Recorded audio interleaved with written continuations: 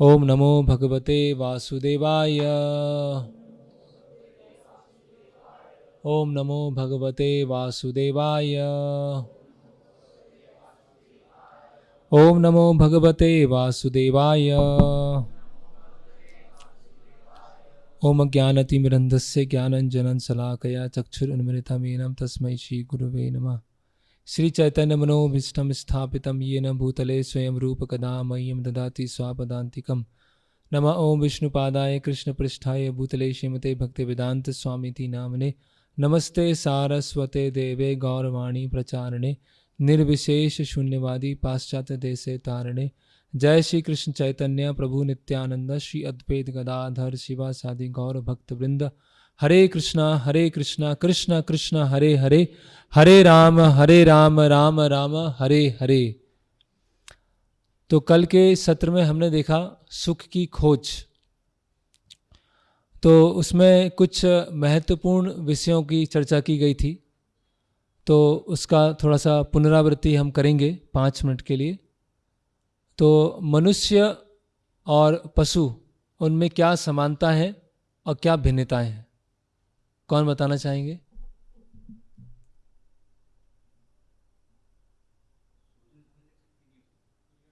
एक जी, क्या समानता है मनुष्य और पशु में? 1 मिनट, जो भी बताएं अपना हैंड रेस करें फिर बताएं। हाँ जी, आप बताइए, क्या नाम है आपका?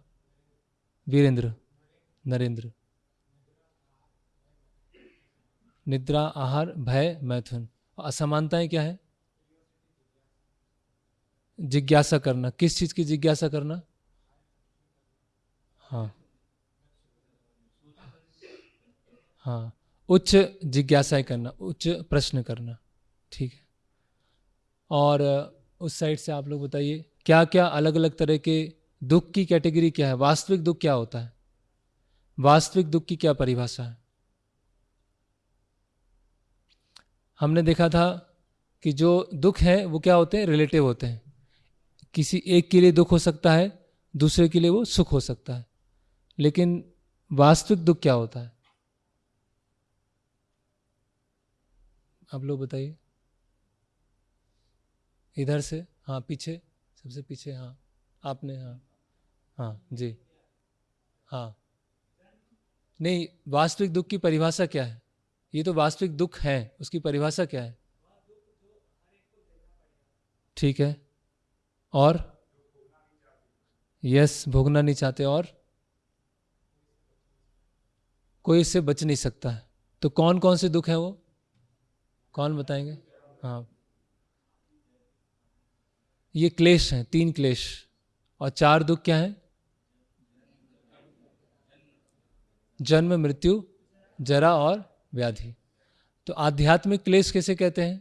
आप लोग बताएंगे, आध्यात्मिक क्लेश का अर्थ क्या है? आध्यात्मिक क्लेश।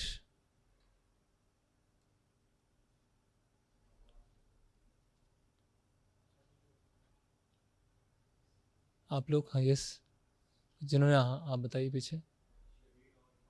शरीर और मन से मिलने वाले क्लेश। फिर आदि भौतिक क्लेश क्या होता है? यस, दूसरे जीवों के द्वारा जो क्लेश मिलता है उसे बोलते हैं आदि भौतिक क्लेश। और आदि दैविक क्लेश क्या होता है? और कोई जिन्होंने आंसर नहीं दिया है? हाँ, प्रकृति के द्वारा जो क्लेश हमको दिए जाते हैं।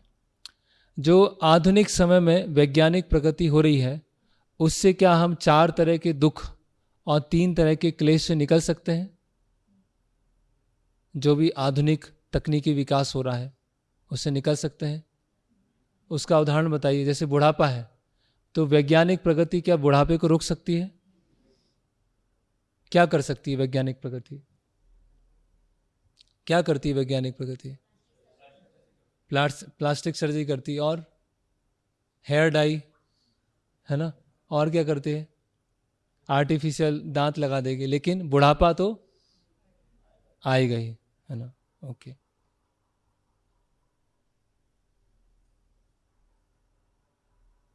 फिर मनुष्य जीवन की तुलना जो है वो किससे की गई? हम कहाँ पर खड़े हैं मनुष्य जीवन में? बताइए जी। बंदर से आए हैं? मनुष्य बंदर से आए हैं? बंदर से की गई है, कैसे?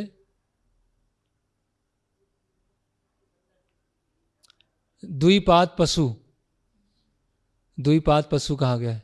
कब कहा गया है द्विपाद पशु? जब वो धर्म की जिज्ञासा नहीं करता है, जब वो धर्म का पालन नहीं करता है, तब उसको द्विपाद पशु कहा गया है। और जीवन का लक्ष्य क्या है? कल कल मोक्ष शब्द आया था यहाँ पर, इस प्रवचन में मोक्ष शब्द आया अभी तक? किन्होंने बोला मोक्ष? आप थे कल लेक्चर में? तो मोक्ष शब्द था इसमें लेक्चर में? नहीं था ना? तो क्या जीवन का लक्ष्य क्या है? ठीक है, परम सत्य। और यस, वेरी गुड, परम सत्य को जानना है ना, है ना, जिज्ञासा करना, और जिज्ञासा के द्वारा अंततः कहाँ पहुंचना? परम सत्य को जानना।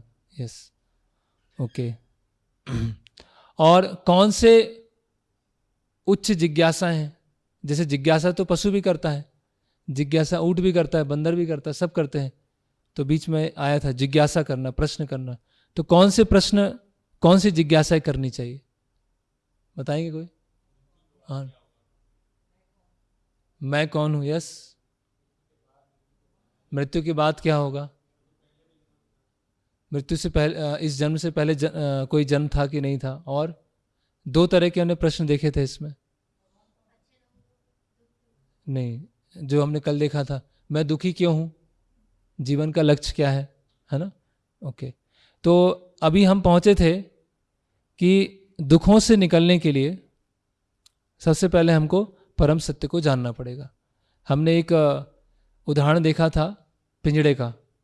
सोने का पिंजड़ा है, और सोने के पिंजड़े की क्या की जा रही है? अच्छे से सफाई की जा रही है, लेकिन पक्षी को खाना नहीं दिया जा रहा है। तो कुछ समय के पश्चात क्या होगा? वो पक्षी मर जाएगा, है ना? तो ओके, तो परम सत्य को जानना है तो किसी भी विज्ञान को जानने के लिए उसका एक अच्छे सिस्टमेटिक स्टडी करना जरूरी है ना? तो आपने परम सत्य के बारे में, भगवान के बारे में टीवी से कुछ जाना होगा, धार्मिक मैगजीन आती हैं उससे आपको पता चला होगा, या फिर कुछ ऐसे त्यौहार में आप शामिल हुए होंगे उससे पता चला होगा। अगर किसी को डॉक्टर बनना है ना, या किसी को इंजीनियर बनना है, तो वो ऐसा होगा कि कुछ थोड़ा सा इस सीरियल से देख लेगा, उस टीवी से देख लेगा, उस यूट्यूब से थोड़ा पढ़ लेगा, उस टीचर से थोड़ा सिखाएगा, इस कॉलेज आके सीख जाएगा और वो इंजीनियर बन जाएगा, डॉक्टर बन जाएगा। ऐसा नहीं होगा। तो जैसे ही अध्यात्म का क्षेत्र आता है उसमें क्या होता है कि लोग थोड़ा सा उधर से सुनते हैं, थोड़ा इधर से लेते हैं, थोड़ा इधर से लेते हैं, थोड़ा इधर से लेते हैं, और खुद एक बड़े फिलोसोफर बन जाते हैं। एक अपनी खिचड़ी तैयार कर लेते हैं। तो जिस तरह से एक डॉक्टर या इंजीनियर बनने के लिए आपको एक सिस्टमेटिक अध्ययन करने की आवश्यकता है। आप थोड़ा थोड़ा सबसे कैसे नहीं सीख सकते हैं, है ना? आपको एक विश्वविद्यालय में जाना होगा, टीचर्स से पढ़ना होगा, उसके बाद आप डॉक्टर बन पाएंगे। उसी तरह अगर परम सत्य को जानना है तो परम सत्य को जानना इतना सस्ता नहीं है कि थोड़ा थोड़ा थोड़ा सब जगह से ले लिया और हमें पता चल गया क्या हो गया, है ना? तो समस्या क्या है, खासकर अभी हम जो भारतवर्ष इतना पुण्यशाली है, जहाँ पर बहुत ही पुण्य आत्माओं का जन्म होता है, लेकिन समस्या क्या है कि दिग्भ्रमित हो गए हैं, है ना? और उनका रुचि चला गया है। उसके कारण क्या होता है कि वो हर चीज़ क्या है, शॉर्ट चाहते हैं, हर चीज़ का क्रैश कोर्स चाहते हैं, फटाफट हो जाए, जल्दी हो जाए।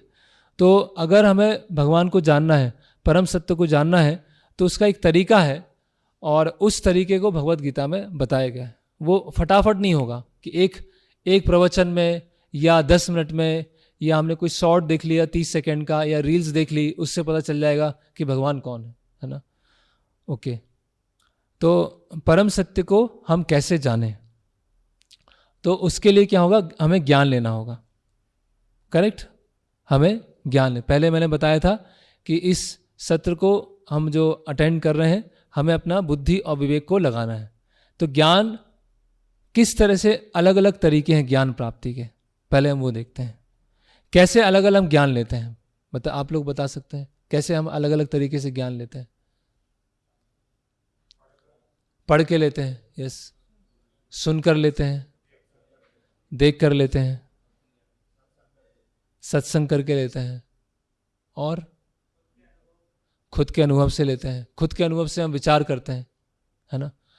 तो ज्ञान प्राप्ति के ये केवल आध्यात्मिक ज्ञान नहीं है, चाहे वो भौतिक ज्ञान हो, है ना। जैसे कि आपको रसोई बनाना है, तो रसोई हम सोचेंगे कि किसी से पूछते नहीं है, है ना, कैसा भी छोंक डाल देंगे, कैसा भी पानी लगा देंगे, कैसी भी सब्जी डाल देंगे और बन जाएगा।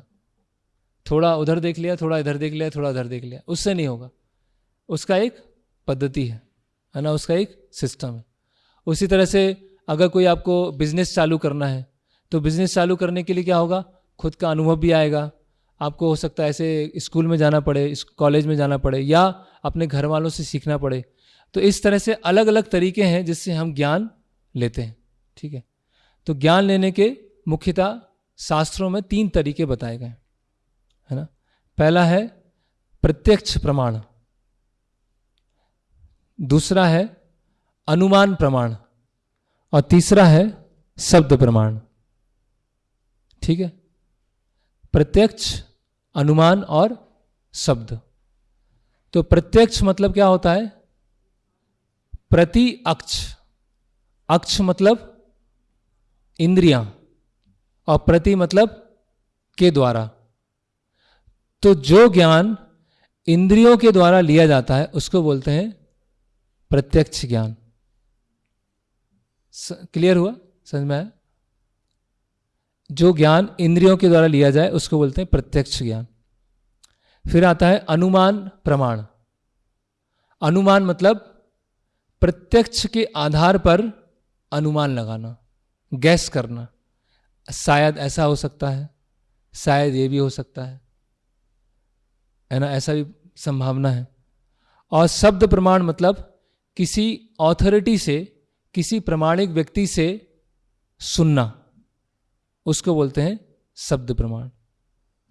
तो ये बहुत बेसिक आज हम चर्चा करने वाले हैं। अगर आपको ये सत्र समझ में आ गया तो बाकी 4 तो आपको बहुत अच्छे से क्लियर हो जाएंगे कि ज्ञान हम कहाँ से लें, ज्ञान लेने का हमारा सोर्स क्या है। ओके, तो हम आते हैं कि हमारे शरीर में कर्मेंद्रियां होती हैं और ज्ञानेंद्रियां होती हैं। तो कौन कौन सी ज्ञानेंद्रियां हैं हमारी? ज्ञान प्राप्त, हम किससे ज्ञान लेते हैं? ज्ञान, कौन सी ज्ञानेंद्रियां हमारी? नॉलेज एक्वायरिंग सेंसेस और वर्किंग सेंसेस। तो नॉलेज एक्वायरिंग सेंसेस कौन कौन सी है? आंख। तो आंख से क्या करते हैं हम, है ना, रूप, उससे हम देखते हैं। ओके, फिर आंख हो गया। दूसरा कान, कान से क्या करते हैं? शब्द, शब्द लेते हैं। तीसरा क्या है? त्वचा, त्वचा से क्या करते हैं? स्पर्श, है ना। फिर चौथा जिह्वा, जीभ, जीभ से क्या होता है? स्वाद, है ना। फिर 5वां क्या है? नाक, नासिका, नाक से क्या होता है? सुगंध लेते हैं। तो इन 5 चीजों से हम ज्ञान लेते हैं। अभी हमने पुस्तक लिया, बुक उठाया, तो अभी आप जैसे ज्ञान ले रहे हैं, तो ज्ञान कैसे ले रहे हैं आप? अपने आंखों के माध्यम से ले रहे हैं और कान के माध्यम से ले रहे हैं। आंखों के माध्यम से आप देख रहे हैं और कानों के माध्यम से आप सुन रहे हैं। ऐसे ही है ना, है ना। आप कोई पुस्तक लेते हैं, पुस्तक से क्या होता है? हम उसको पढ़ रहे हैं, है ना। अभी मौसम कैसा है, ठंडा है, गर्म है, तो क्या होगा? स्पर्श से पता चलेगा। कभी कभी भोजन खराब हो गया, अभी हमको चेक करना है सही है गलत है, तो क्या करेंगे हम? जीभ से या नाक से हम उसको सुगंध लेंगे, हम देखेंगे वो खराब है। तो क्या ले रहे हैं हम? इस प्रकृति के बारे में अलग अलग तरह का हम ज्ञान ले रहे हैं। किसके माध्यम से ले रहे हैं? ज्ञान इंद्रियों के माध्यम से ले रहे हैं। क्लियर हुआ है? ओके। और इस ज्ञान के आधार पर जो उनको अनुभव होता है ना, इस ज्ञान के आधार पर जो उनको अनुभव होता है उसके आधार पर अनुमान लगाना, शायद ऐसा हो सकता है, शायद ये संभावना है, उसको बोलते हैं अनुमान प्रमाण। सबको हम विस्तार से देखने वाले हैं। और फिर है शब्द प्रमाण, जो इन इंद्रियों के परे जो ज्ञान है उसको हम कैसे ले सकते हैं। ओके, तो प्रत्यक्ष प्रमाण में क्या आता है हम देखते हैं। जैसे कि यह है, क्या है ये? रेल की पटरी है। तो आगे जाके क्या हो रही है? आपस में मिल रही है, ऐसा लग रहा है ऐसा। ये क्या है? पानी में क्या है? टूटी हुई छड़ी है। टूटी हुई है, वो क्या है? छड़ी, पेंसिल, जो भी कहें, वो क्या है? मुड़ी हुई है। क्या हुआ रहा है? रिफ्लेक्शन, लाइट के रिफ्लेक्शन की वजह से हमें क्या है? वो मुड़ा हुआ दिख रहा है। ये क्या है? रोड पर क्या है? हाँ, कार तो है रोड पर। उसके अलावा क्या है? पानी जैसा लग रहा है। एक आम व्यक्ति को पानी लग सकता है ना, लेकिन पानी नहीं है। वो क्या है? मृग तृष्णा, मिराज है। ये कैसा है? कैसे लोग हैं? एलियंस हैं। एक ही व्यक्ति है लेकिन अलग अलग क्या लगे हुए हैं? मिरर, है ना, कॉनकेव, कॉन्वेक्स, वो मिरर सब लगे हुए हैं। उसकी वजह से वो चौड़ा लंबा ऐसा वो प्रतीत हो रहा है। ठीक है, तो आंखों के माध्यम से हम ज्ञान ले रहे हैं, लेकिन एक सामान्य व्यक्ति को, एक बच्चे को जिसको बहुत अधिक ज्ञान नहीं है, तो वो तो क्या हो जाएगा? आश्चर्यचकित होगा, भ्रमित हो सकता है। तो ये 5 हमारी ज्ञानेंद्रियां हैं: कान, त्वचा, आंखें, जिह्वा और नाक, है ना। कान से हम शब्द लेते हैं, त्वचा से स्पर्श, और आंखों से रूप, जिह्वा से स्वाद और नासिका से गंध। तो ये जो 5 इंद्रियां हैं हमारी, जिनसे हम ज्ञान लेते हैं, वो कैसी हैं? अपूर्ण है, ये इम्परफेक्ट है। ठीक है, उसको हम अभी देखने वाले हैं। तो ये अभी जो प्रत्यक्ष प्रमाण के आधार पर जो ज्ञान लिया जाता है, उसमें 4 तरह की त्रुटियां होती हैं। ये बहुत महत्वपूर्ण है। 4 तरह की त्रुटियां क्या होती हैं, एक एक करके हम देखते हैं। और इन त्रुटियों की वजह से क्या होता है?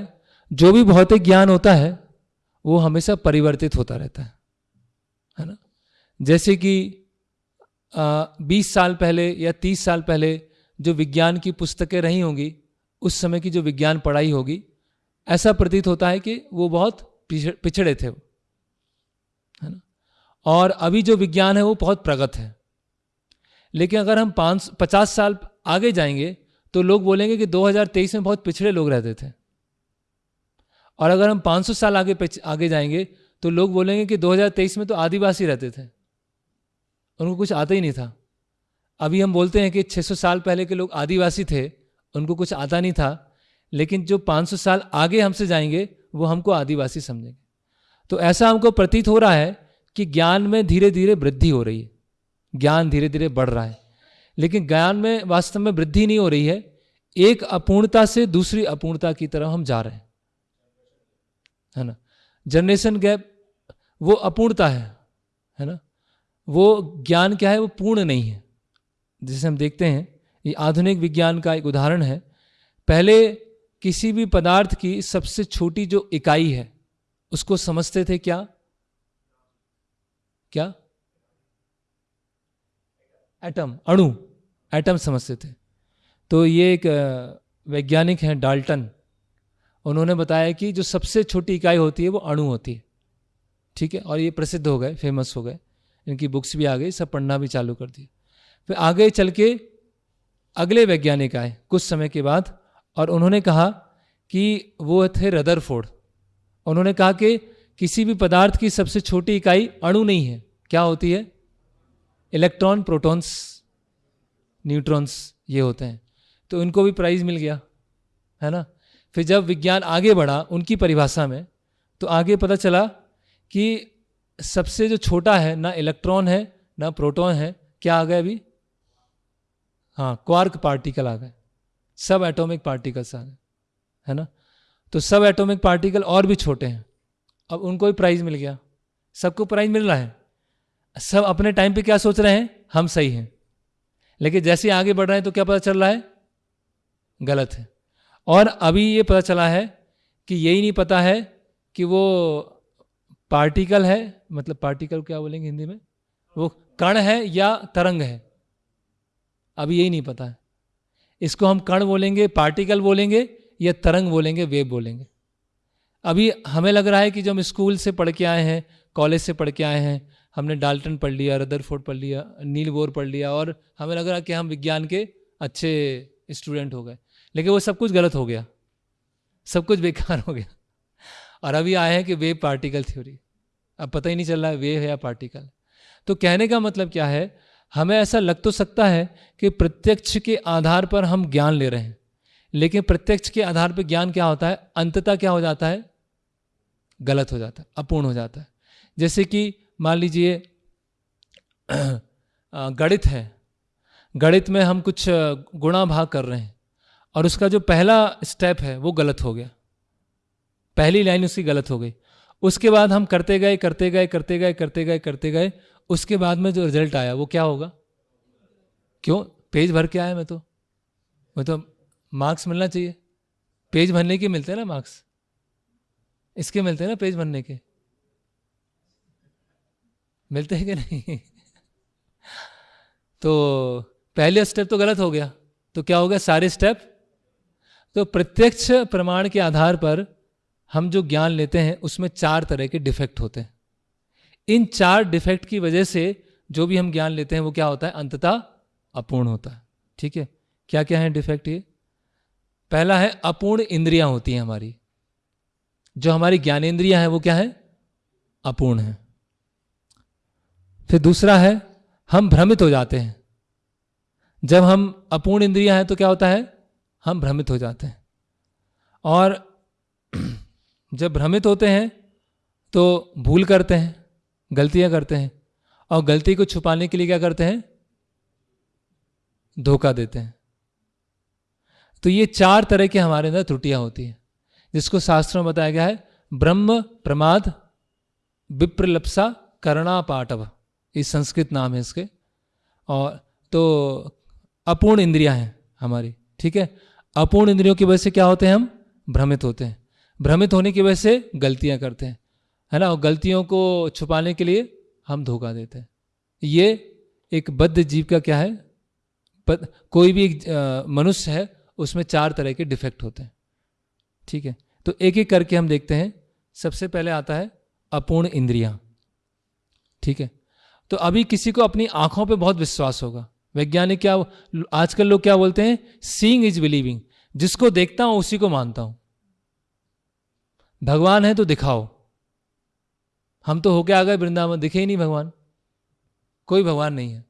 हमने माइक्रोस्कोप बना लिया, भगवान नहीं दिखे, हमने टेलीस्कोप बना दिया, भगवान नहीं मिले, दिखे नहीं। तो भगवान जैसा कुछ है ही नहीं, जो वास्तव में होता है वही दिखता है, ऐसा लोग यही बोलते हैं।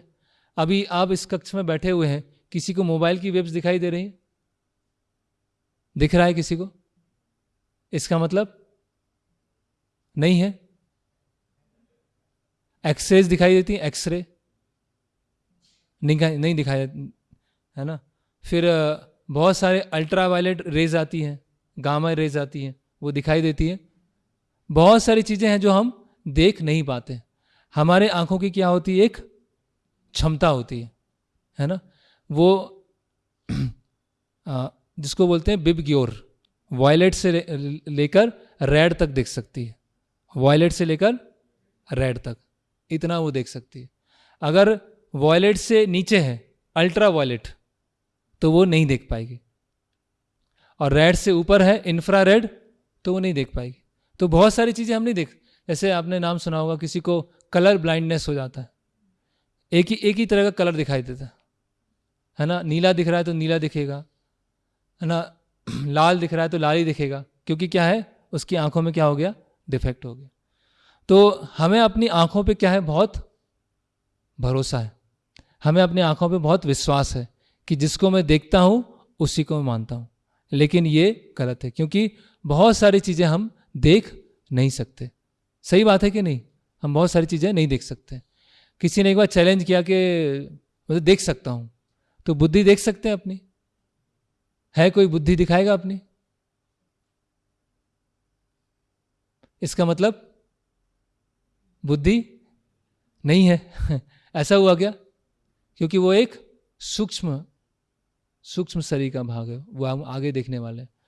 तो आप लोगों ने कई जो यहाँ पे बैठे हुए हैं विद्यार्थी हैं, कुछ लोग जॉब करते हैं, तो आप लोगों ने विज्ञान को पढ़ा होगा, है ना? विज्ञान में जैसे कई लोगों ने उत्तर दिया कि इलेक्ट्रॉन होता है, प्रोटॉन होता है। आप में से कितने लोग हैं जिन्होंने इलेक्ट्रॉन को देखा है? कितने लोग हैं? कोई हाथ ही नहीं उठा रहा है। सब साइंस के स्टूडेंट बन के आए हैं, तो किसी ने देखा कि किसी ने पूछा क्यों नहीं? पूछना चाहिए था ना। वहां आपने पूछा नहीं, वहां पढ़ के आ गए।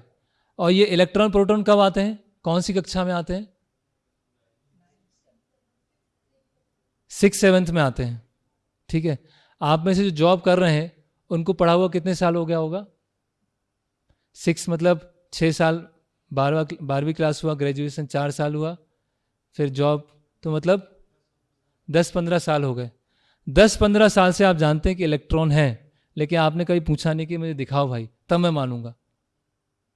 क्यों नहीं पूछा? पता है क्यों नहीं पूछा? क्यों नहीं पूछा?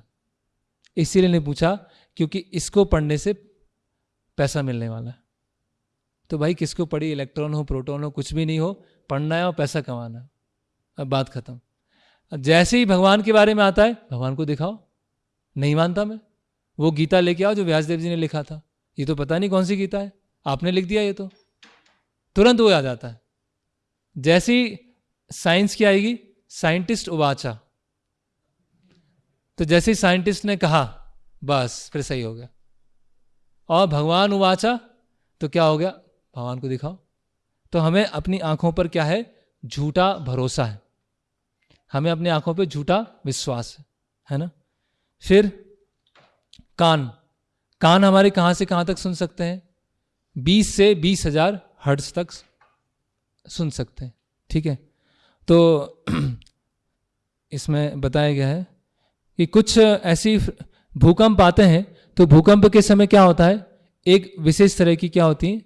फ्रीक्वेंसी की तरंगें निकलती हैं। उसको कुछ जानवर समझ पाते हैं, है ना। जैसे कि चमगादड़ होता है। चमगादड़ कैसे उड़ता है? उसकी आंखें नहीं होती चमगादड़ की। कैसे उड़ता है वो? हाँ, विंग से तो उड़ता है, आवाज करता है। कौन सा साउंड होता है वो? अल्ट्रासाउंड, है ना, अल्ट्रासोनिक। वो हमको सुनाई नहीं देता। लेकिन चमगादड़ क्या है? पंख फड़फड़ाता है, उससे साउंड आता है, दीवार से टकराता है और वापस आता है, उसको समझ में आ जाता है सामने दीवार है, रास्ता बदल लो। वो साउंड से चलता है, वो देख नहीं सकता, लेकिन वो साउंड हमको नहीं सुनाई देगी, है ना। ऐसे एक डॉग विसल आती है ना, कि कभी कभी जो ऐसे कैदी होते हैं, अपराधी होते हैं, उनको ढूंढने के लिए कुछ स्पेशल कुत्ते होते हैं, तो उनको बुलाने के लिए क्या होता है? एक विसल बजाई जाती है, और विसल बजाते हैं तो उस कुत्ते को सुनाई देती है, किसी को और को नहीं सुनाई देती। उसकी फ्रीक्वेंसी इस तरह से होती है, वो आ जाता है। तो कान भी क्या होता है हमारे? कान की भी क्या है? अपूर्णता है। तो कोई सोचेगा ठीक है, आंख अपूर्ण है, कान अपूर्ण है, समझ गए हम। लेकिन जो वैज्ञानिक इतने अच्छे अच्छे इंस्ट्रूमेंट बना रहे हैं, इतना अच्छा विकास कर रहे हैं, और इतने दूर दूर की चीज़ देख रहे हैं, इतने नज़दीक की चीज़ देख रहे हैं, तब तो भगवान दिखना चाहिए था ना। बादल के पीछे कहीं भगवान दिखते? कोई स्वर्ग दिखता? दिखे ही नहीं भगवान। ओके, तो हम देखते हैं कि वैज्ञानिक जो हैं, जो ये आविष्कार कर रहे हैं, अलग अलग इंस्ट्रूमेंट का आविष्कार कर रहे हैं, तो उनको ज्ञान कहां से प्राप्त हो रहा है? ज्ञानेंद्रियों से। और उनकी ज्ञानेंद्रिय क्या है? अपूर्ण है। तो उन अपूर्ण ज्ञानेंद्रियों से जो वो इंस्ट्रूमेंट बनाएंगे, उससे क्या होगा? उससे इंस्ट्रूमेंट कैसा बनेगा? अपूर्ण बनेगा। ओके, तो एक वैज्ञानिक है ये यूगेन विग्नर, इन्होंने बताया है कि अगर किसी स्टार को आप देखना चाहते हैं, अपने टेलीस्कोप से, तो आपको क्या करना पड़ेगा, अपनी आंखों पे उसका फोटो आएगा, है ना। इसके अलावा आप अपने हाथों से इसको हैंडल करेंगे, है ना। और दूसरा, ये जो इंस्ट्रूमेंट बनाया है किसी वैज्ञानिक ने बनाया है जिसकी इंद्रियां क्या है, अपूर्ण है। तो ये कितना भी रिफाइन हो, कितना भी एम्प्लीफाइड हो, लेकिन उसकी जो जानकारी प्राप्त होगी वो कैसी होगी, अपूर्ण होगी। तो ये कहना कि हमने माइक्रोस्कोप बना लिया, टेलीस्कोप बना दिया, भगवान दिखे ही नहीं, तो क्या हो जाएगा, ये मूर्खता हो जाएगी, ये घमंड हो जाएगा कि मैं अपनी आंखों से सब कुछ देख पाता हूं, है ना। ओके, फिर भ्रमित होना।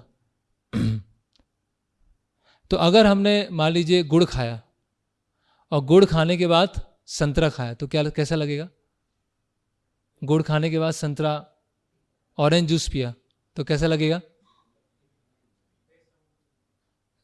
इतना थोड़ा कड़वा लग सकता है, फीका फीका लगेगा। नींबू कुछ खाने के बाद फिर संतरा खाया तो कैसा लगेगा, मीठा लगेगा, है ना। जैसे इसने बताया है, उदाहरण दिया है कि चीनी के बाद अगर संतरा लेते हैं तो वो खट्टा लगेगा, और नींबू के बाद संतरा लेते हैं वो मीठा लगे। ऑब्जेक्ट एक ही है, लेकिन पहला अनुभव क्या है उसके आधार पर क्या हो गया, वो ज्ञान परिवर्तित हो गया। त्वचा, अगर हम सर्दियों में पानी को छूते हैं तो क्या लगता है, करंट लगता है और ठंडा लगता है ना। और गर्मियों में पानी को स्पर्श करेंगे तो क्या लगेगा, वो टेम्परेचर हो सकता है एक जैसा हो, लेकिन इन्वायरमेंट का टेम्परेचर कैसा है, अलग अलग है। तो इसमें बताया गया है गर्म हाथ से अगर पानी छूते हैं तो ठंडा लगता है, और ठंडे हाथ से छूते हैं तो वो गर्म लगेगा। तो हम भ्रमित होते हैं। अभी इसमें कुछ पिक्चर्स दिखाई जाएंगी और इसमें आप बताइएगा कि क्या आप देख पा रहे हैं, ठीक है। इसका अवलोकन कीजिए और पहचानिए ये क्या है।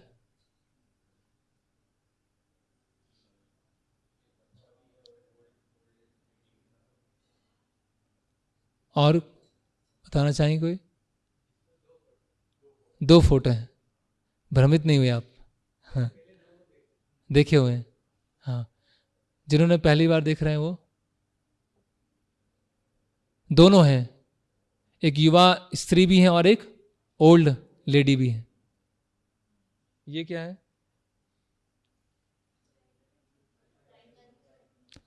ट्राइंगल नहीं है, ये तो ट्राइंगल जैसा लग रहा है, ट्राइंगल नहीं है, ये तो कटे हुए हैं, है ना। इसमें कितने लोग हैं,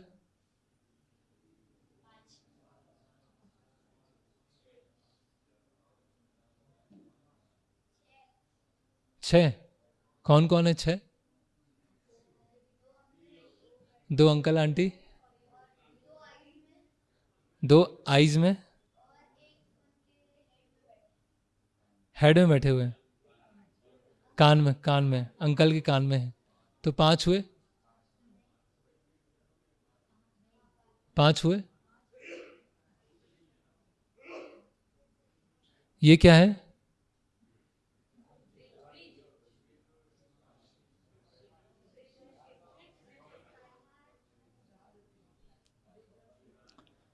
ये हिल रहे हैं, स्थिर है,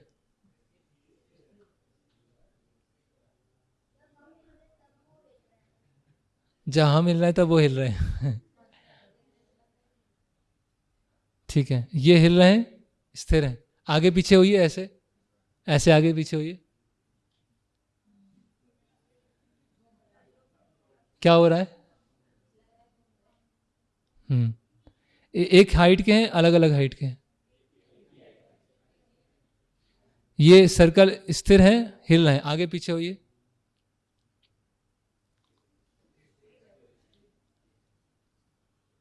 ऐसे आगे पीछे देख के क्या लग रहा है, उल्टा हिल रहा है ना। ये पेंटिंग्स आपने देखी होंगी 3D होती है ना, तो कैसा लग रहा है, आगे चल के गड्ढा है, लेकिन गड्ढा नहीं है। ओके, तो हम क्या होते हैं, पहले हम अपूर्ण इंद्रियां हैं, और अपूर्ण इंद्रियों की वजह से क्या होते हैं, हम भ्रमित होते हैं। ओके, भ्रमित होने के बाद हम भूल करते हैं, गलती करते हैं। तो गलती कैसे करते हैं? बड़े बड़े वैज्ञानिक बड़ी बड़ी गलती करते हैं और उसको छुपाने के लिए इम्प्रूवमेंट का नाम दे देते हैं कि हमने इम्प्रूव कर लिया, है ना। तो सबसे पहले जो दिमाग है उसको समझा जाता था कि दिमाग का काम क्या होता है? खून को ठंडा करना। ऐसा समझते थे कि जो मस्तिष्क है हमारा, उसका एक काम है खून को ठंडा करना।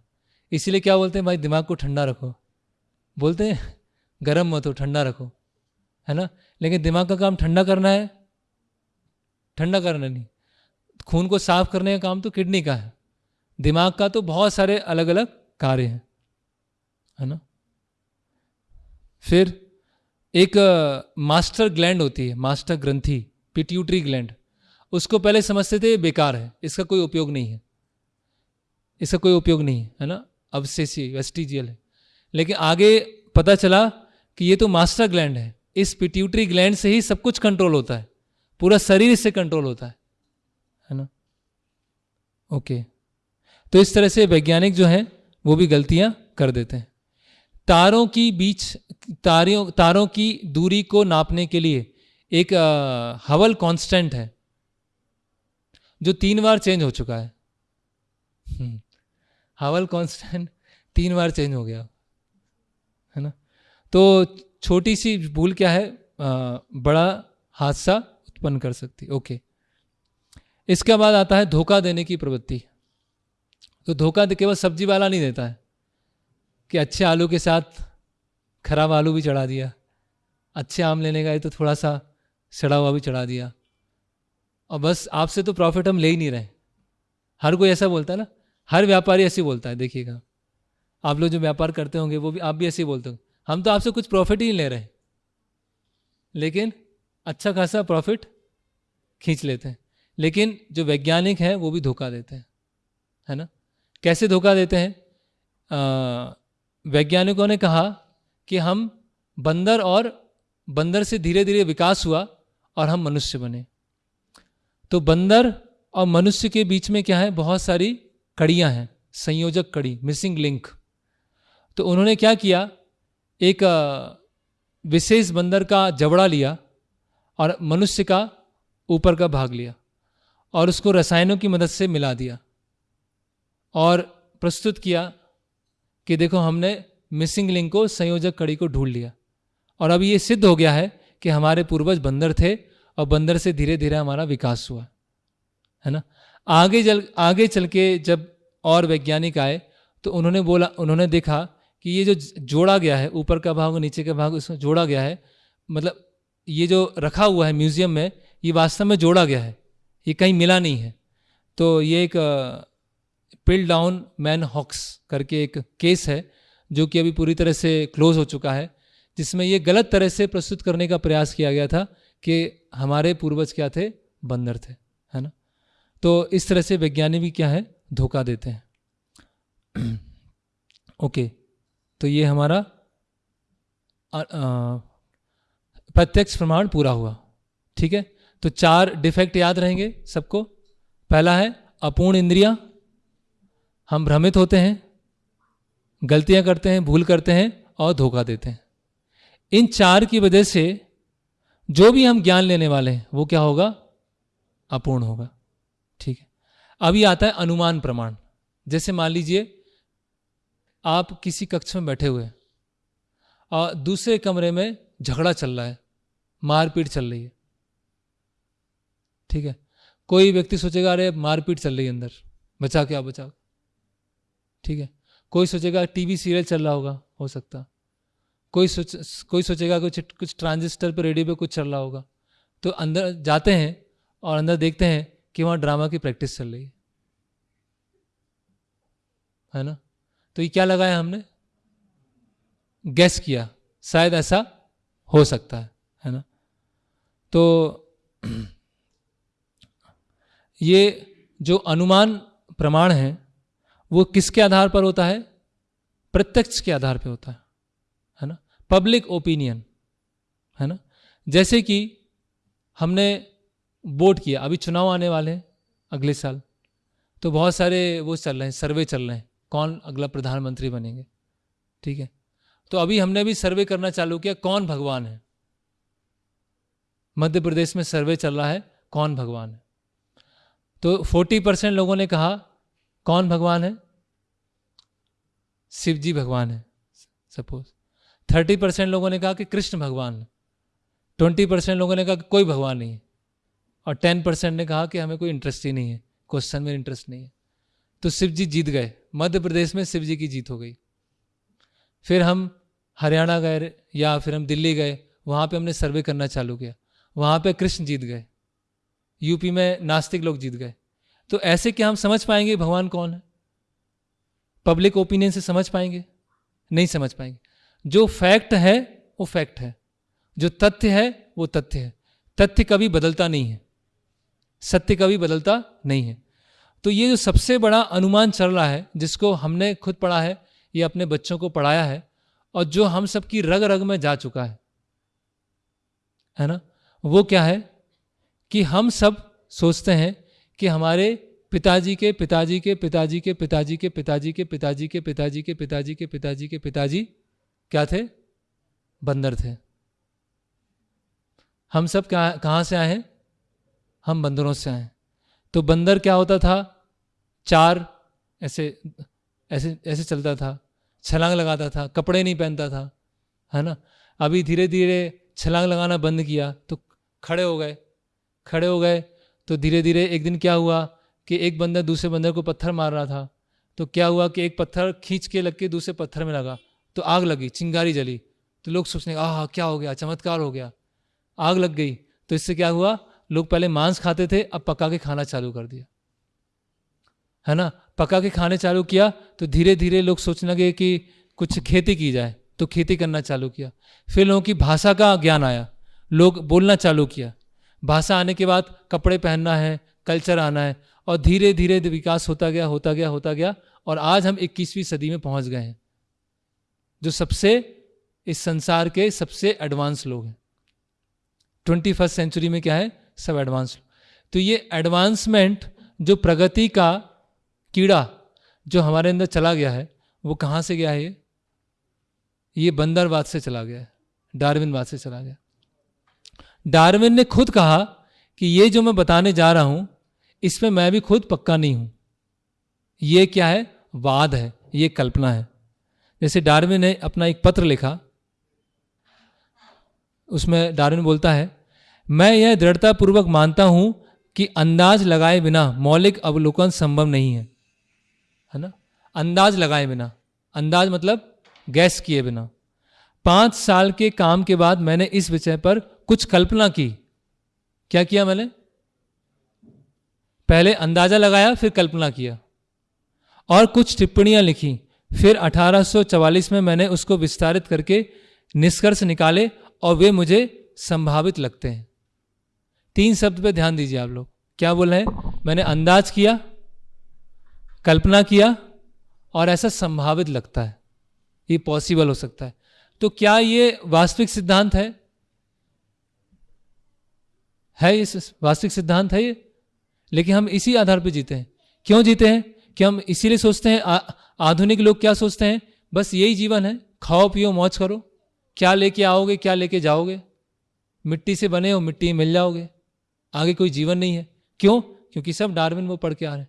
अभी डार्विन पढ़ा नहीं होगा, ये सब पढ़ा नहीं होगा, लेकिन हमारे अंदर चला गया है। और हर व्यक्ति हम क्या सोच रहे हैं, हम उसी की संतान है ना। तो आप लोगों के गोत्र होंगे, गोत्र है ना। गोत्र का नाम कब लिया जाता है?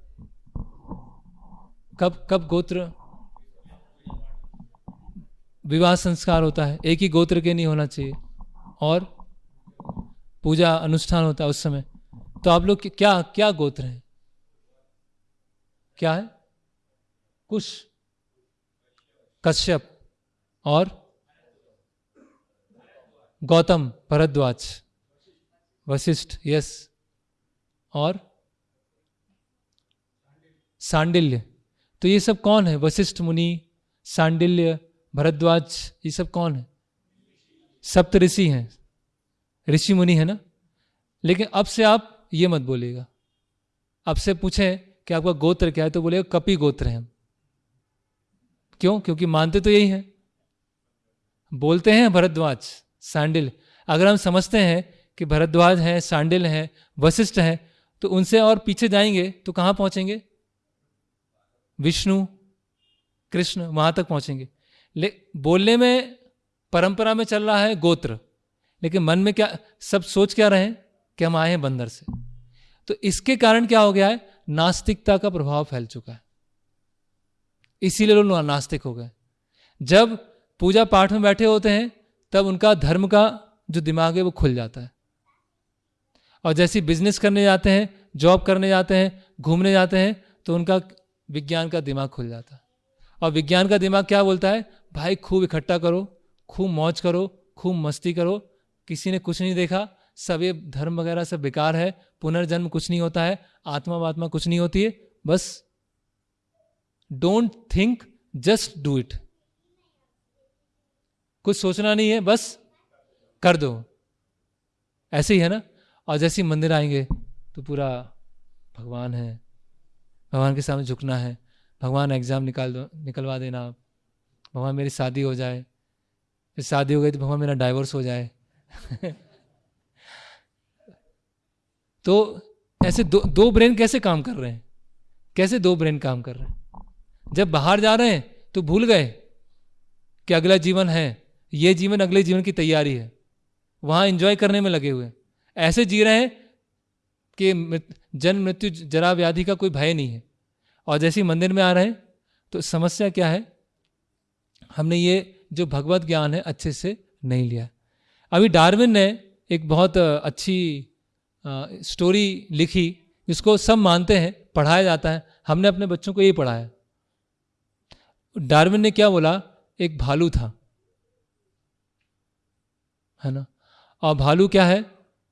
जमीन पे कुछ खाता था, तो खाते खाते खाते खाते क्या हुआ? जमीन पे मिलना बंद हो गया। तो वो थोड़ा समुद्र में गया, फिर थोड़ा और समुद्र में गया, फिर और समुद्र में गया, तो जमीन से लेके समुद्र तक उसकी कई पीढ़ियां बदल गई, और भालू वेल मछली में परिवर्तित हो गया। वाह, क्या कहानी है! इसको बोलते हैं कार्टून स्टोरी, और इसको हम बोलते हैं विज्ञान। इसको हम पढ़ के आ रहे हैं। वो क्या बोलेंगे? बंदर से मनुष्य बनता है, लेकिन इतना लंबे समय बनता है कि आपको दिखाई नहीं देगा, है ना। जैसे यहां कोई व्यक्ति है, मैं उनको आज चेक देता हूं, है ना, 1 करोड़ का चेक है। 100 साल के बाद मिल जाएगा आपको पैसा, 100 साल के बाद पैसा मिल जाएगा आपको। तो क्या होगा उस चेक का मतलब क्या है? इसलिए प्रभुपाद जी क्या बोलते थे? Post dated cheque. वैज्ञानिक क्या बोलते हैं? बस 100 साल में हम जीवन बना लेंगे, 200 साल में जीवन बन जाएगा। लेकिन वो 100 साल पहले भी यही बोल रहे थे, और 200 साल पहले ही बोल रहे थे। तो इसका एक और हम प्रमाण देखते हैं। तो जैसे कि हम सब बंदर के, अभी तक हम बंदर की संतानें हैं, तो बंदर और मनुष्य के बीच में बहुत सारे होते हैं। गौरिल्ला होता है, चिंपांजी होते हैं, इसलिए कभी कभी चिंपांजी जैसे उछलने लगते हैं, है ना, गौरिल्ला जैसे आदतें होती हैं, है ना। सब हमारे पूर्वज ही हैं, है ना, भाई बंधु हैं हमारे सब। तो वैज्ञानिकों ने क्या बोला कि जो चट्टान है, चट्टान के सबसे ऊपर कौन मिलेगा? मनुष्य मिलेगा। उसके नीचे क्या मिलेंगे? गौरिल्ला मिलेंगे। उसके नीचे चिंपांजी मिलेंगे, और सबसे नीचे बंदर मिलेंगे। ये उन्होंने बोला। और जो सबसे आधुनिक मनुष्य है वो कब आया? इस पृथ्वी पर सबसे आधुनिक मनुष्य कब आया? पता है किसी को? आपके पूर्वज कब आए? 10,000 साल पहले। जो कपड़े नहीं पहनते थे, भाषा का ज्ञान नहीं था, खेती नहीं जानते थे, और हथियारों का पत्थर से बने हथियारों का उपयोग करते थे। 10,000 साल पहले पहला मनुष्य आया है। इसको वैज्ञानिक बोलते हैं होमो सेपियंस सेपियंस। ठीक है, पढ़ा, लॉक हो गया, दिमाग में लॉक हो चुका है। ठीक है, बच्चे को हमने भेजा, बच्चा पढ़ के आया, टीचर ने बताया देखो हमारे जो सबसे पहले पूर्वज हैं 10,000 साल पहले आए थे। बच्चा पढ़ के आ गया। बच्चा आया घर, उसकी मम्मी ने बोला देखो मैं तुम्हें रामायण सुनाती हूँ। रामायण में लिखा है भगवान राम 8 लाख साल पहले आए थे। 8,64,000 साल पहले भगवान राम अयोध्या में जिनका जन्म हुआ था। तो बच्चा बोलेगा 6 दिन में पढ़ता हूं कि पहला मनुष्य आया था 10,000 साल पहले, और मेरी मम्मी पढ़ा रही है कि 8 लाख साल पहले भगवान राम आए थे। किसको सही मानूं मैं? रामायण को सही मानूं या मुझे स्कूल में पढ़ाया जा रहा वो सही मानूं? बताइए कि बच्चा माने तो किसको सही माने? या तो भगवान राम जैसा कोई है ही नहीं, या जो ये पढ़ा रहे हैं गलत पढ़ा रहे हैं। तो किसको सही बोलेंगे बताइए आप? समस्या क्या है? हम दोनों को सही लेके चलते हैं। क्यों? क्योंकि हमारे जीवन का लक्ष्य क्या है? क्या लेके चल रहे हैं? धन। हमें सत्य नहीं जानना है। ये सेकंड सेशन ये है ना, परम सत्य को कैसे जाने। परम सत्य क्या है भाई? हमें जानना नहीं है। मौज करो यार, इतना सिरदर्द लेने की क्या जरूरत है? जीवन तो चल ही रहा है ना अच्छे से। तो अधिकतर लोग तो क्या है, इसीलिए द्विपाद पशु के स्तर पर होते हैं। तो इसीलिए लोग क्या है, बच्चे क्या है, बचपन से धीरे धीरे धीरे जैसे ही उनका स्कूल से पास होते हैं वो नास्तिक बन जाते हैं। क्यों बन जाते हैं? आप उनको पूजा पाठ में बैठाओगे उनको मन ही नहीं लगेगा। आजकल जो जनरेशन आ रही है, आप लोग अगर बच्चों को बैठाएंगे उनका मन नहीं लगता।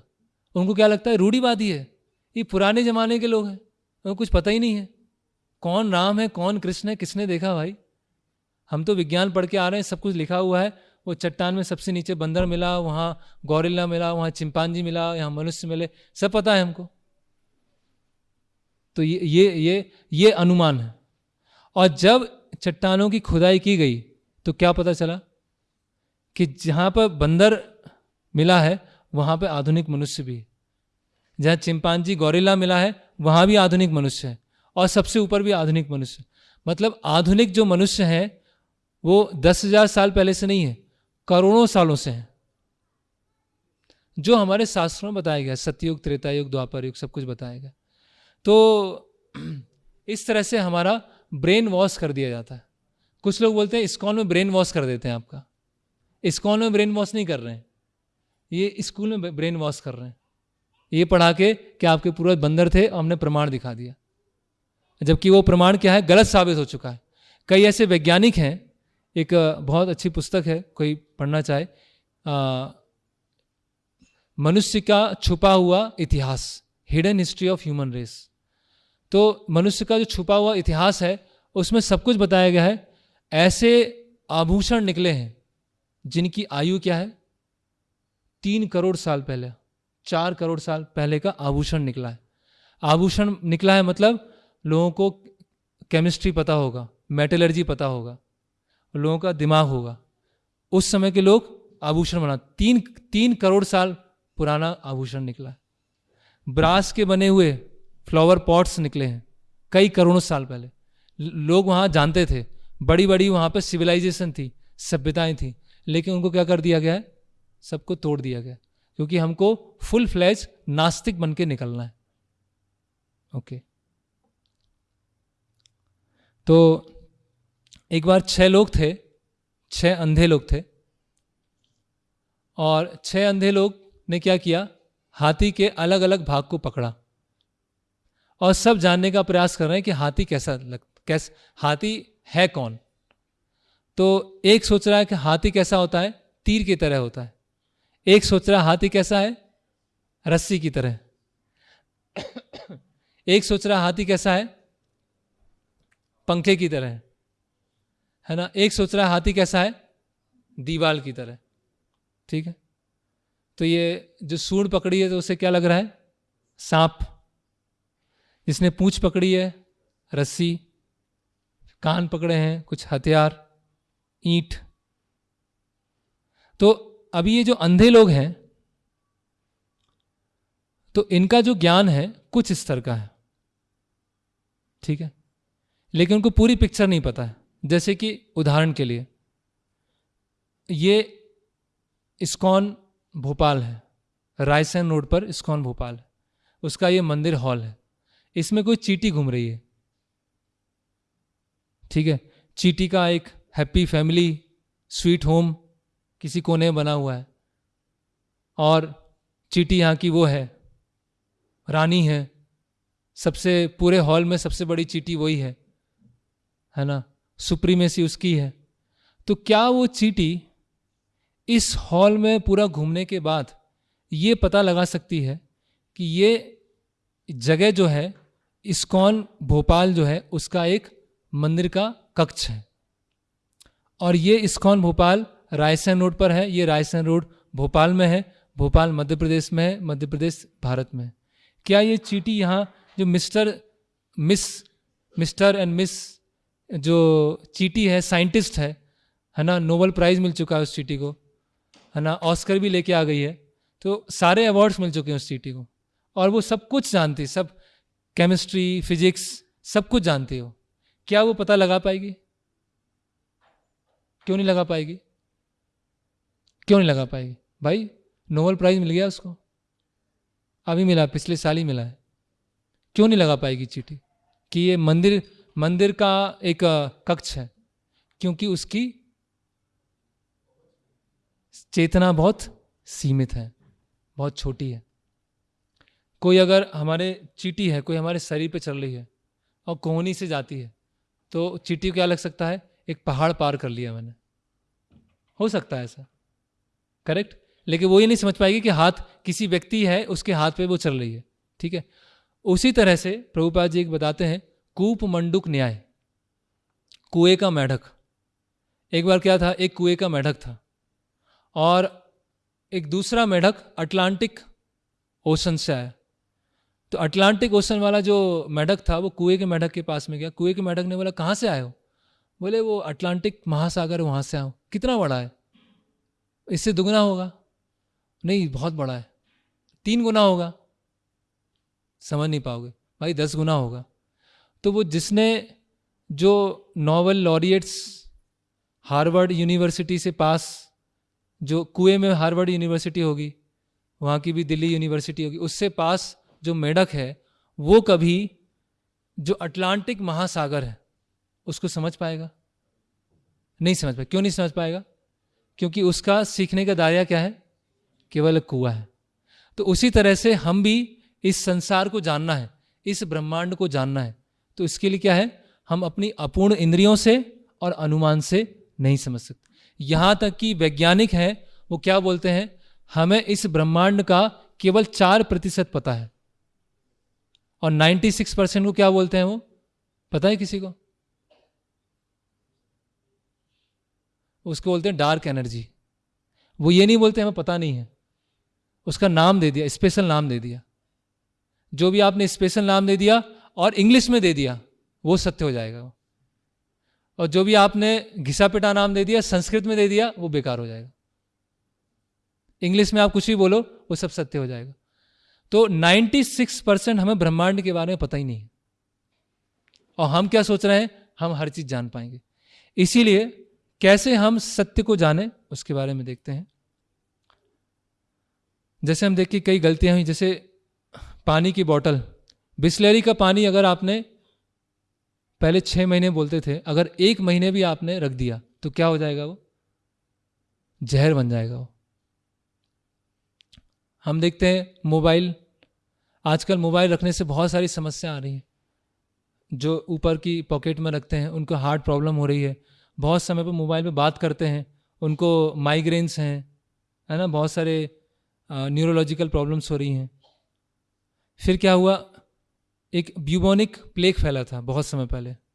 तो क्या हुआ? उस समय सोचा गया कि ये बिल्ली से फैलता है, तो जितनी बिल्ली थी वो मार दिया, और उससे क्या हुआ? प्लेग फैलता गया फैलता गया फैलता गया, आगे क्या हो गया? पूरा वो एंडेमिक हो गया, और बाद में पता चला ये चूहे की वजह से प्लेग फैलता है। क्यों हुआ ये? अपूर्ण इंद्रियों, अपूर्ण ज्ञान की वजह से, प्रत्यक्ष की वजह से ज्ञान। तो अधूरा ज्ञान क्या होता है? Half knowledge is very dangerous. आधा ज्ञान क्या होता है? आधा पौना ज्ञान क्या होता है? बहुत खतरनाक होता है। ओके, तो आप लोग बताइए कि किसी समस्या का समाधान किया और उससे नई समस्या बन गई, कोई उदाहरण दीजिए आप। कोई आपने नई एक समस्या थी जीवन में या सामान्य लोगों के जीवन में, और उससे हमने कुछ समस्या का समाधान निकाला और दूसरी समस्या बन गई। हाँ, एक तो कार से पहले क्या समस्या थी? टाइम लगता था जाने में। तो कार आने के बाद क्या समस्या हो गई? पॉल्यूशन बढ़ गया, एक्सीडेंट हो गया, ट्रैफिक जाम हो गया। दुबई में क्या होता है, सबसे फास्ट अगर किसी को ट्रैवल करना है तो वो है लोकल बस, कार से नहीं जाती। कार से आपका क्या हो जाता है, जाम लग जाता है। आपको 100 या 200 मीटर भी चलना है तो सबसे अच्छा तरीका क्या होगा, आप पैदल जाइए। ओके, फिर एक समस्या का समाधान किया, दूसरी समस्या हो गई। कोई उदाहरण? हाँ, ये तो हमने चर्चा किया। और हम देखते हैं गर्मी बढ़ रही है, क्या निकाले हमने? एसी निकाले, एयर कंडीशनर निकाले। क्या हुआ? ग्लोबल वार्मिंग आ गई, टेम्परेचर बहुत अधिक बढ़ गया, है ना। तो ऐसा क्यों हो रहा है?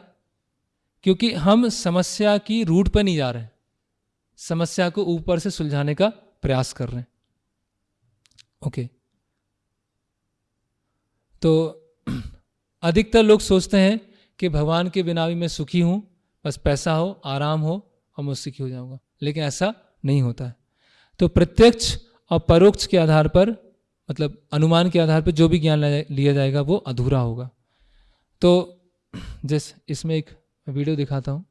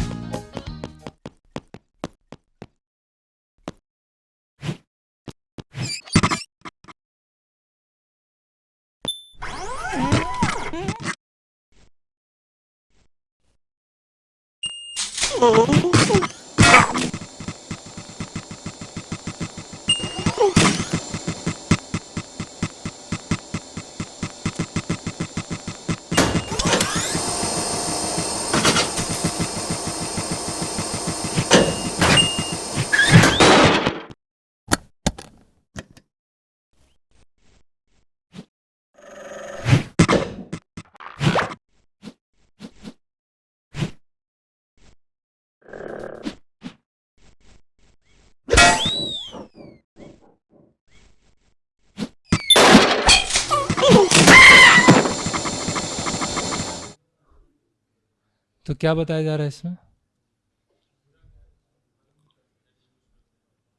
अधूरा ज्ञान है, पता नहीं चल रहा है। और कोई बताना चाहेंगे?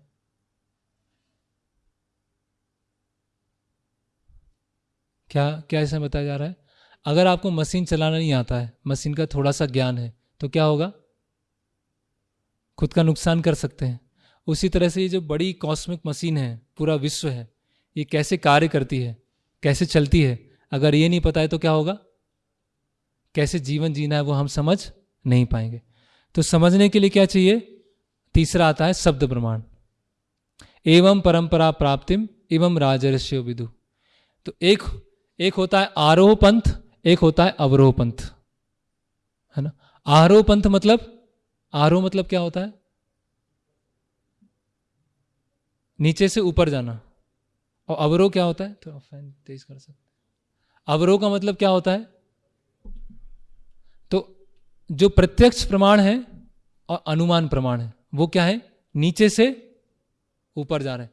मैं अपनी दम पर, अपनी शक्ति पर, अपनी इंद्रियों पर सारा ज्ञान लेना चाहूंगा।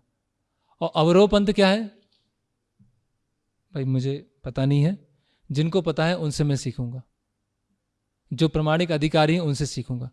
जैसे किसी को पता लगाना है प्रत्यक्ष प्रमाण से कि उसके पिता कौन है, तो कैसे लगाएगा?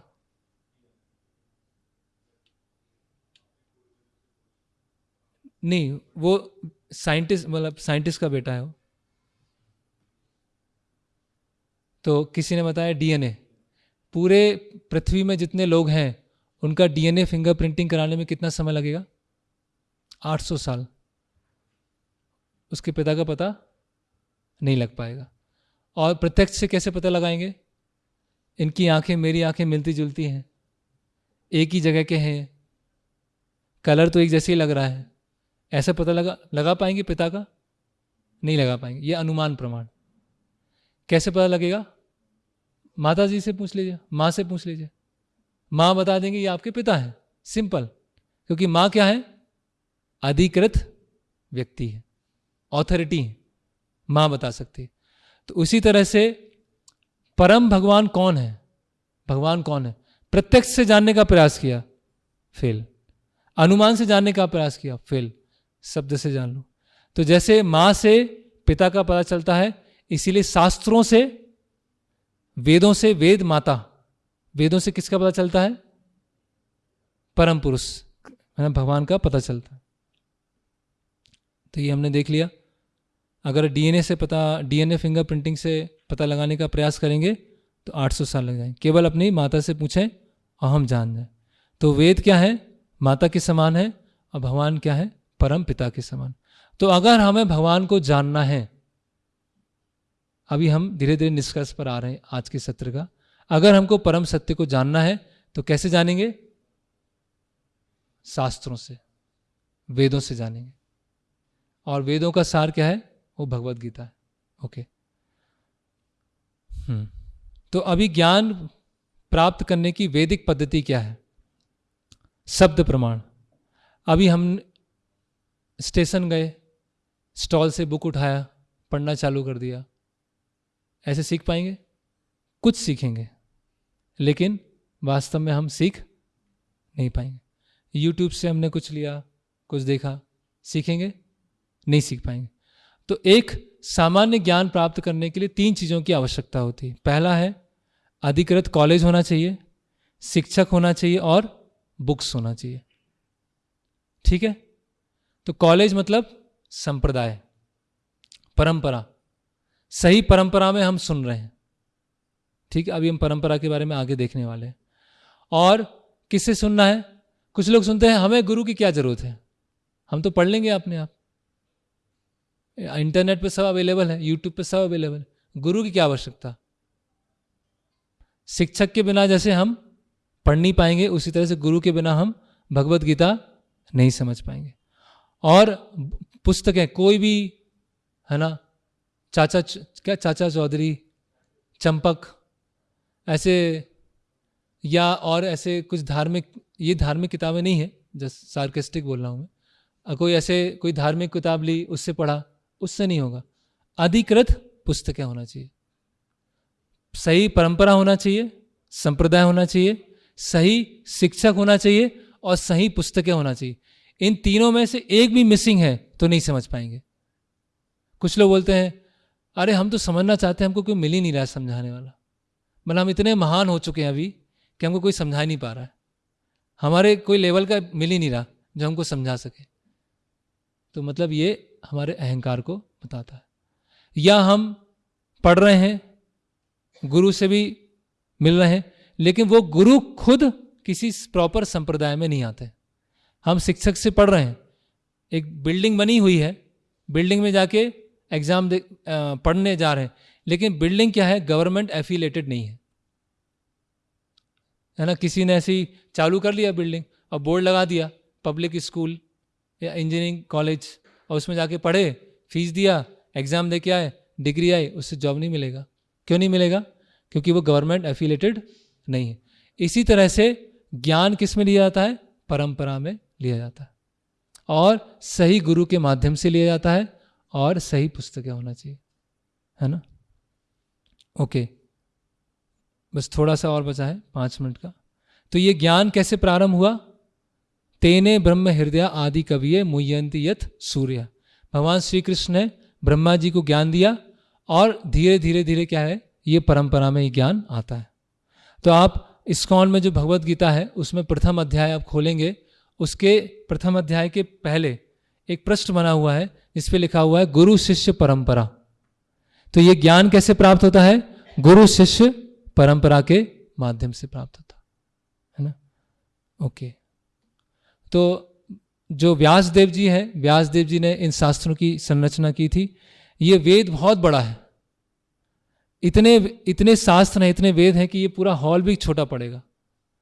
कभी हम प्रचार करने जाते हैं, लोग बोलते हैं महाराज जी हमको वेद दीजिए, वेद।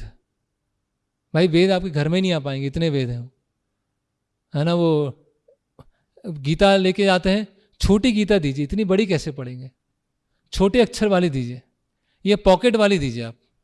भाई वैसे ही इतना सार हो गया, वेद इतना वास्ट है, इतना बड़ा है, उसका वेद में कई 6 लाख से भी अधिक श्लोक हैं। अभी 6 लाख को भी सारांश करके भगवत गीता में 700 श्लोक में दे दिया, उसको उसका भी आपको गुटका चाहिए, उसका भी पॉकेट एडिशन चाहिए, बताइए आप। तो कैसे समझेंगे आप? इतना सस्ता है क्या? वो तो पूरी गीता पढ़नी पड़ेगी कि नहीं पढ़नी पड़ेगी, है ना? तो वेदों में श्रुति है, स्मृति है, 4 वेद हैं, उपनिषद हैं, वेदांग है, तो इसको पढ़ने का समय भी नहीं है हमारे पास, और इतना हमारे पास बुद्धि भी नहीं है। इसीलिए सर्व उपनिषदों गावो दुग्धा गोपाल नंदना, पार्थो वत् सुधीर भोक्ता दुग्धम गीता मृतम महत, कि पूरे उपनिषदों की तुलना, वेदों की तुलना एक गाय से की गई है। गाय का जो सार होता है वो होता है दूध। तो भगवान श्री कृष्ण जो ग्वाले हैं उस गाय को धो रहे हैं, और जो अर्जुन है बछड़े के रूप में उस दूध को पी रहा है। तो वेदों का सार जो है उसको भगवान श्री कृष्ण ने भगवत गीता में निकाल दिया। बस हमको भगवत गीता ही पढ़ना है। तो अभी प्रारंभ के जो 2 सेशन जो थे हमने अभी डिस्कस किया, वो इसी तक था कि क्यों हमको भगवत गीता पढ़ना है, यहां तक लाने के लिए, है ना। अभी शास्त्रों से हमारा विश्वास कैसे हट गया, इसके बारे में छोटी सी हिस्ट्री पढ़ लेते हैं कि कैसे हमने शास्त्रों से विश्वास हट गया हमारा, है ना। तो ये एक थॉमस मैकोले है ना। उसने क्या बोला, मैं पढ़ता हूं। मैं भारत के कोने कोने में घूमा हूं और मुझे एक भी व्यक्ति ऐसा दिखाई नहीं दिया जो भिखारी हो, चोर हो। इस देश में मैंने इतनी धन दौलत देखी, इतने ऊंचे चारित्रिक आदर्श एवं इतने गुणवान मनुष्य देखे कि मैं नहीं समझता कि हम कभी इस देश को जीत पाएंगे, जब तक उसकी रीढ़ की हड्डी को नहीं तोड़ देते, जो है इसकी आध्यात्मिक और सांस्कृतिक विरासत। इसीलिए मैं प्रस्ताव रखता हूं कि हम इसकी पुरातन शिक्षा व्यवस्था और इसकी संस्कृति को बदल डालें, क्योंकि यदि भारतीय सोचने लगे कि जो भी विदेशी है और अंग्रेजी है वह अच्छा है और उनकी अपनी चीज़ों से बेहतर है, तो वे अपने आत्मगौरव तथा अपनी ही संस्कृति को भुलाने लगेंगे और वैसे बन जाएंगे जैसे हम चाहते हैं, एक पूरी तरह से दमित देश। यह योजना प्रस्ताव 2 फरवरी 1835 को ब्रिटिश सांसद के समक्ष पेश किया गया था। यह है ऑफिशियल लेटर है, थॉमस मैकोले। क्या हुआ, भारतीयों को रंग में भारतीय होना चाहिए लेकिन विचारों में अंग्रेज होना चाहिए। इंग्लिश कलर, इंग्लिश खान पान, इंग्लिश कपड़े, हर चीज इंग्लिश। हाथ से तो कौन खाते हैं, हाथ से तो पिछले लोग खाते हैं, हम तो चाकू छुरी से खाते हैं। ये धोती कुर्ता कौन पहनता है, गवार लोग पहनते हैं। हम तो सूट है, जीन्स है, टाई है, वो हम पहनते हैं। तो जो भी भारतीय है वो सब बेकार, जो भी भारतीय पहना है सब बेकार है, जो भी अंग्रेजी है सब बढ़िया है। ये सोच हम सबके अंदर जा चुकी है ना। इसीलिए मेड इन इंग्लैंड, हमारे जो फर्स्ट प्राइम मिनिस्टर थे वो क्या थे, मेड इन इंग्लैंड, करेक्ट।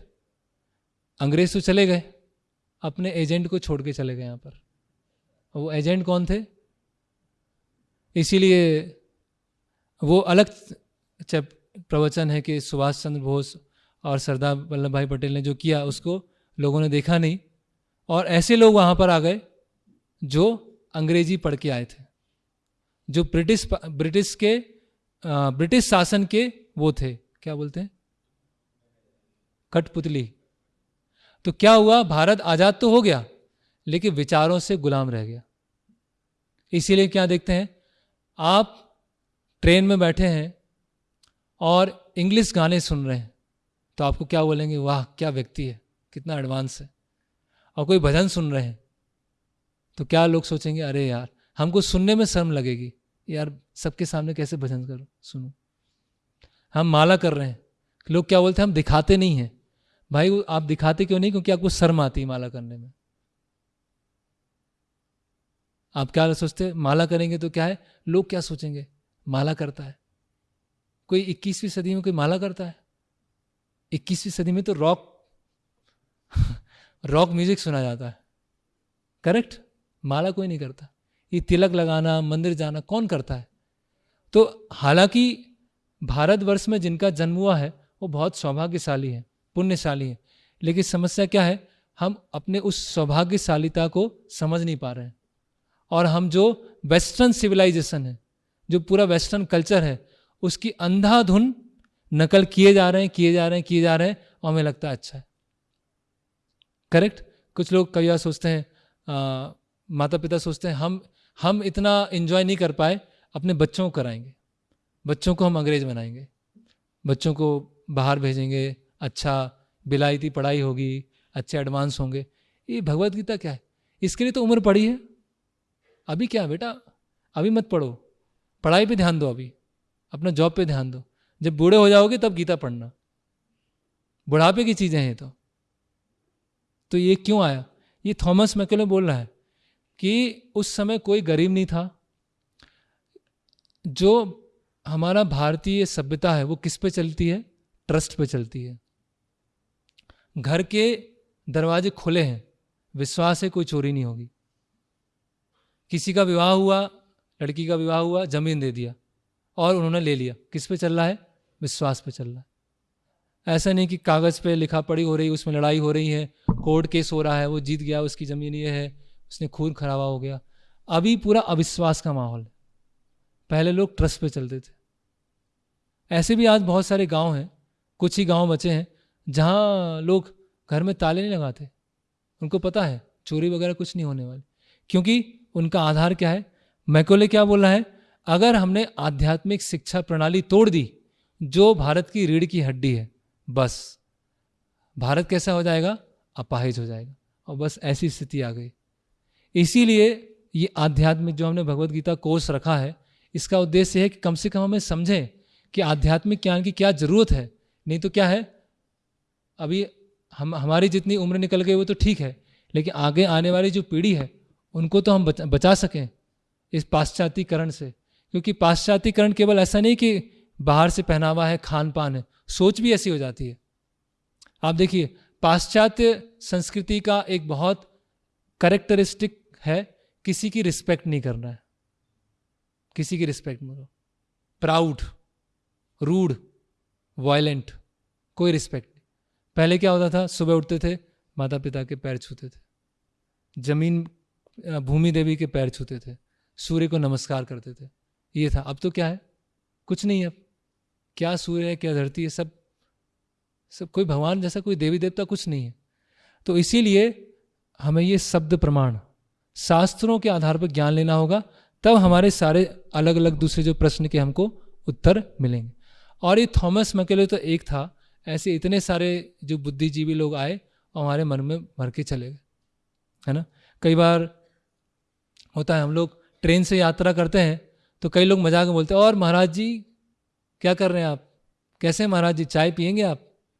अभी ये और किसी के साथ मजाक नहीं कर सकता, वो एक साधारण व्यक्ति के साथ मजाक नहीं करेगा, लेकिन कोई धोती कुर्ता में है उसके साथ मजाक करेगा। क्यों करेगा? वो तो ऐसे ही है, झाड़ू है, उठाओ और मारो। उनको क्या समझा जाता है? तुच्छ है ना। और जो सूट बूट में है, टाई में है, और अंदर कितना लस्ट भरा हुआ है, कितना ग्रीड भरा हुआ है, कितना एंगर भरा हुआ है, उससे लेना देना नहीं है। टिप टॉप दिखना चाहिए बस। तो क्या हो गया? जो वैदिक संस्कृति था वो चरित्र बनाता था, चरित्र की शिक्षा देता था। जीविकोपार्जन तो आपका हो जाएगा, लेकिन चरित्र बनाना महत्वपूर्ण है। लेकिन आज की शिक्षा क्या है? बस पैसा कमाना है, पेट भरना है। चरित्र है या नहीं है उससे क्या मतलब? कोई कंपनी का सीईओ है भाई, वो अपने पर्सनल लाइफ में कुछ भी करता है। एक कौन था, माइक्रोसॉफ्ट का वो सीईओ कौन, बिल गेट्स, है ना। उसका एक्स्ट्रा मैरिटल अफेयर चला एम्प्लॉय के साथ। माइक्रोसॉफ्ट का सीईओ बिल क्लिंटन का क्या हुआ? उसका भी किसी के साथ अफेयर चला। अमेरिका के राष्ट्रपति, माइक्रोसॉफ्ट की सीईओ, और चरित्र में क्या है? एकदम थर्ड क्लास, लेकिन लोग उनको वाहवाही कर रहे हैं। क्यों? क्योंकि पैसा है। तो हमारा जो पैमाना था स्टैंडर्ड का, चरित्र से क्या हो गया? पैसा हो गया। ये क्यों आया? क्योंकि ये सब ब्रिटिशर्स करके गए। तो खैर ये दूसरा टॉपिक है। तो यहाँ पर हम समाप्त करते हैं, क्योंकि अभी इसमें 4-5 स्लाइड और बची हैं। तो ये शब्द प्रमाण के ऊपर हम कल थोड़ा सा और लेंगे 10-15 मिनट के लिए, और फिर अगला जो सेशन है आत्मा का विज्ञान, उस पर हम जाएंगे। तो यहाँ पे हम विराम लेते हैं। हरे कृष्णा। किसी का कुछ प्रश्न है, कुछ जिज्ञासा है? 1 या 2 प्रश्न लेते हैं और फिर पर्सनली आप पूछ सकते हैं। यस, हाँ, ओके, यस जी। हम लोग वैसे गीता पढ़ते हैं, वेद पढ़ते हैं, तो वो हमारी बुक से हमारी बुद्धि को विकसित करता है। हाँ, बट हम उससे कैसे प्रभु को जानेंगे? क्योंकि हमारी बुद्धि वो तो अनंत है, ज्ञान तो अनंत है, वो तो कभी हाँ। खत्म ही नहीं होगा। तो हम कभी बुद्धि से भगवान को जान ही नहीं पाएंगे। और इसमें अपना प्रेम का क्या है कि अगर हम प्रेम से जानते हैं तो उसका क्या फ़र्क है? जी, तो ये चौथा सेशन आने वाला है, भगवान कौन है, परम भगवान कौन। नहीं, जैसे ज्ञान हम सीखते हैं, ज्ञान से हम जान लेंगे, जी, तो ये तो अनंत है। मतलब हम ज्ञान कितना भी पढ़ ले, तो वेद पढ़ थोड़ा ले, हम जान सकते हैं। जैसे माँ ने बताया पिता ये है, फिर वो अधूरा ज्ञान हो जाएगा। नहीं, जैसे माँ ने बताया हाँ। ये पिता है, हाँ। तो जितना भगवान हमको शास्त्रों के द्वारा जन्माना चाहते हैं उतना हम जान सकते हैं। भगवान अनंत हैं, हाँ। आपकी बात सही है, हाँ। लेकिन भगवान ने एक ज्ञान माध्यम भी दिया अनंत है। है। एक मिनट, भगवान ने माध्यम दिया है भगवत गीता। अभी भगवत गीता के माध्यम से भगवान चाहते हैं कि वो मेरे बारे में इतना जान जाए, तो इतना तो जान जाएंगे ना, बस। उस पर जानने से ज़्यादा ये है कि हम क्या करें, मतलब क्या हम करें? कैसे जीवन को जिए, हम क्या हमारे धर्म है। तो यस, ये अभी सेकंड सेशन है। आप अच्छा। कल आए थे आप? हाँ, कल आया था। हाँ, तो लास्ट सेशन आने वाला है practical application of Bhagavad Gita, अच्छा। कि भगवत गीता को व्यवहारिक जीवन में कैसे लगाना, वो लेंगे हम। और किसी का कोई प्रश्न? ओके, हाँ, पीछे उन्होंने hand raise की। ये मैकॉले 1825 में आए भारत, उसके 900 साल पहले से मुगल्स आ चुके थे। जी, उन्होंने हमको परेशान किया था। जी। तो उस समय हम लोग लड़ाई झगड़े और ये बुरे काम शुरू नहीं किए थे क्या? उस समय हमने लड़ाई झगड़े पूरे काम चालू नहीं किए थे। मतलब क्वेश्चन मार्क लास्ट में। हाँ, क्योंकि अच्छा। 900 साल से मुगल के जी। हम शासन में थे। जी, अच्छा क्वेश्चन है कि मुगल तो ब्रिटिशर से पहले आए थे, उन्होंने मंदिरों को तोड़ा, बहुत सारी तबाही मचाई। तो उस समय क्या था, मुगलों ने क्या किया, बाहर से तो तोड़ा, लेकिन हमारा जो दृष्टिकोण है, हमारी जो विचारधारा है, उसको नहीं बदल पाए। मुगलों ने क्या किया, फूट डालो और शासन करो, है ना, डिवाइड एंड रूल, वो उनकी पॉलिसी थी। लेकिन ब्रिटिशर्स ने क्या किया, हमारे सोचने की जो तरीका है वही बदल दिया। तो मुगलों का आना और ब्रिटिशर्स का आना, उसमें सबसे मेजर बड़ा डिफरेंस क्या है कि मुगल्स हमें हमारी जो संस्कृति है या हमारे जो वैदिक शास्त्रों के प्रति हमारी श्रद्धा है उसको नहीं हिला पाए, वो वैसे के वैसे बने रहे। हालांकि बाहर से बहुत तोड़ फोड़ किया, लाइब्रेरी जला दी, वेदों को जला दिया, मंदिर जला दिया, लेकिन जो जितना बचा हुआ था उस पर लोगों का अटूट विश्वास था। इसीलिए तो मैकॉले बोल रहा है 1835 में कि भारत में कोई गरीबी नहीं है, कोई भूखा नहीं है, सोने की चिड़िया है, ये सब बता रहा है वो, ठीक है। और ब्रिटिशर्स ने क्या किया, शास्त्रों से विश्वास हटा दिया। भाई भगवान है ही नहीं, शास्त्र है ही नहीं, कर्म होता ही नहीं है, आत्मा होती नहीं है, पुनर्जन्म होता ही नहीं है, जो है अभी है। तो ये एक डिफरेंस दोनों में। ओके, तो अभी हरे कृष्णा। श्रील प्रभुपाद की जय।